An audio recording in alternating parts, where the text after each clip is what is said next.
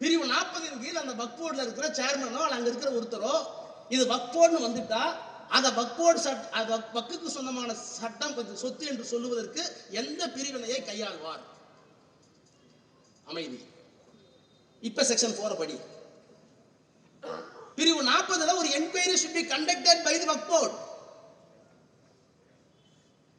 for which to locate the title all the provisions in that should be exhausted. நீ 40க்கு கீழே உன்னுடைய உரிமையை பயன்படுத்தி இந்த சொத்து இந்த கிரவுண்ட் சொத்து வக்ஃப் போர்டுன்னு சொன்னா சர்வே கமிஷனர் என்ன பண்ணுவாரோ அதையெல்லாம் நீ செய். இல்ல உனக்கு என்ன பிரச்சனை? ஏன் தப்பு தப்பா சொல்ற? கர்ச்சிப் எடுத்து போட்டா அது ப்ராப்பர்ட்டி ஆயிடும். தப்பு தப்பான கொள்கை. நான் திரும்ப எல்லாம் படிச்சு பார்த்த பிற்பாடு சாரி கொடுத்த பணத்துக்கு வேலை பார்த்தேன், போயிட்டு வரேன்னு கேட்டாங்க.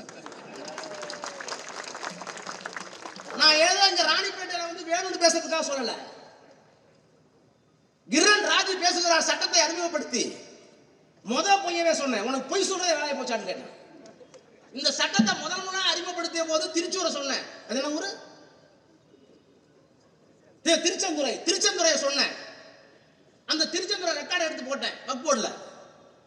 இந்த நிலைக்கு நாடாளுமன்ற நிலைக்குழு சென்னைக்கு வந்துச்சு. திருச்சி கலெக்டர் கூப்பிட்டோம், வக்ஃப் போர்டு சேர்மனை கூப்பிட்டோம், ரெவென்யூ செக்ரட்டரி கூப்பிட்டோம். 800 ஏக்கர் அபகரிக்கிறதா சொல்றானே உண்மையானு கேட்டோம். ரெக்கார்டு எடுத்து பார்த்தா தெளிவா இருக்கு. இது ஒரு காலத்துல ஒரு நவாபால் 800 ஏக்கரை வக்ஃப் ப்ராப்பர்ட்டி சொன்னது உண்மைதான். அதுக்கு ரெக்கார்டு இருக்கு. எப்பயோ ஒரு நவாப். ஆனால் 1951லேயே இந்த சொத்துக்கள் விற்கப்பட்டு விட்டன அல்லது பாராதீனம் செய்து விட்டன. அதுவும் இருக்கு. அது ஒரு ஓரமா இருக்கு. அது நம்ம ஒரு பிரிஸ்கிரிப்ட் ஃபார்மேட். அந்த ஃபார்மேட்ல கையால அப்ப இருந்த கரெக்ட் எழுதியிருக்காரு. இது வக்ஃப் ப்ராப்பர்ட்டி தான், ஒரு நவாபால தான் கொடுத்தாங்க. ஆனா அதுக்கு பிறகு 1951லேயே இதை பல பேருக்கு கொடுத்துட்டாங்க, கிரைம் பண்ணிட்டாங்க அல்லது வக்ஃபை இனமா கொடுத்துட்டாங்க. இப்ப எல்லாம் குடியேறி போச்சு, இப்ப கிராமம் இருக்கு. ஒத்துக்கிட்டதே அவங்க தான். அதை மட்டும் கரெக்டா மறைச்சிட்டு இந்த 800 ஏக்கர் வந்து தப்பா பேசுறாங்க. பொய்க்கு அளவே இல்லை. இப்படியெல்லாம் கொண்டு வந்து ஒவ்வொரு பிரிவாக உடைத்து நொறுக்கி ஒண்ணுதான் ஆகிட்டோம். இதை நான் சொல்லல, திரும்ப இந்த சட்டம் வந்தப்ப சொல்லிருக்கேன், எடுத்து படிச்சு பாருங்க. நீ திரும்ப பேசுற, பொய்யா பேசுற. நான் வக்ஃப் போர்டுல எல்லாத்தையும் உடைச்சு வச்சிருக்கேன். ரிப்போர்ட் தப்பா வந்திருக்கு, அது வேற விஷயம். நீங்க மெஜாரிட்டி வச்சுக்கிட்டீங்க. அங்க வந்திருக்க சாட்சியத்திற்கும் நாங்கள் செய்த குறுக்கு விசாரணை வந்த சாட்சியத்திற்கும் நீ கொண்டு வர சட்டத்திற்கும் இப்ப நீ பேசுற பேச்சுக்கும் தேடி ஆச்சுன்னா நான் ராஜினாமா பண்ணிட்டு போயிடுறேன். ராஜினாமா பண்ணிட்டு போறானே நரேந்திர நாடாளுமன்றத்தில் அமித்ஷா உட்கார்ந்து இருந்தார்.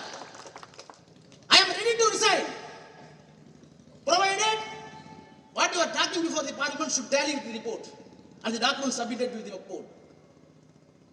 கூட்டுக்குழுவுக்கு முன்னால் கொடுக்கப்பட்ட சாட்சியம் என்ன, வழங்கப்பட்ட ஆவணங்கள் என்ன, நான் குறுக்கு விசாரணை வாங்கியிருக்கிற செய்திகள் என்ன? இங்க நீ பேசுற பேசு என்ன ஊரை ஏமாத்துற, நீ எங்களை பேச விட மாட்டேங்கிற. நான் இப்பவும் சொல்றேன், அது ரெண்டையும் டேலி ஆயிடுச்சுன்னா நான் நாடாளுமன்றத்தில் ரிசைன் பண்ணிட்டு போறேன். வாயை பொத்திக்கிட்டான், இன்ன வரைக்கும் பதில் இல்லை. என்ன பார்த்து பேசுறதே இல்லையா? நான் உங்களுக்கு சொல்ல, என்ன பார்த்து பேச எனக்கா பெருமை? எங்களுக்கு பின்னால் எங்களை இயக்கிக் கொண்டிருக்கிற முத்துவேல் கருணாநிதி ஸ்டாலின் என்ற மகத்தான மனிதனும் அந்த மனிதனுக்கு பின்னால் இருக்கிற பெரியார், அண்ணா, கலைஞர், அம்பேத்கர் என்ற மாபெரும் தலைவர்களும் எங்களை இயக்கிக் கொண்டிருக்கிற காரணத்தினால் நாடாளுமன்றத்தில் எங்களை பார்த்தால் பயப்படுகிறார்கள்.